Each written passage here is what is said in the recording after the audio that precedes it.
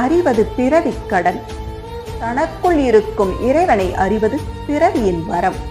தனக்குள் இருக்கும் இறைவனை அறிந்து உணர்ந்தவர்கள் சித்தர்கள்.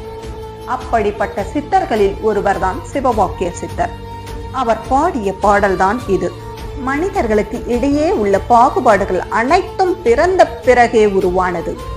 நாம் ஒவ்வொருவரும் இப்பிறவி எடுப்பதற்கு முன்பும் இப்பிறவி எடுத்து வளர்ந்து வாழ்ந்து இறந்த பிறகு எவ்வாறு இருப்போம், எங்கே இருப்போம் என்று எண்ணி பார்த்தால் இத்தகைய பாகுபாடுகளை நாம் பார்க்க மாட்டோம்.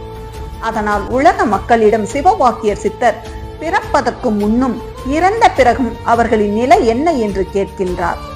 இந்த கேள்விகளுக்கு அவர்கள் பதில் அளிக்காவிட்டால் அவர்களின் காதை பஞ்சாட்சர மந்திரம் என்னும் வாளினால் அறுப்பேன் என்று கூறுகின்றார்.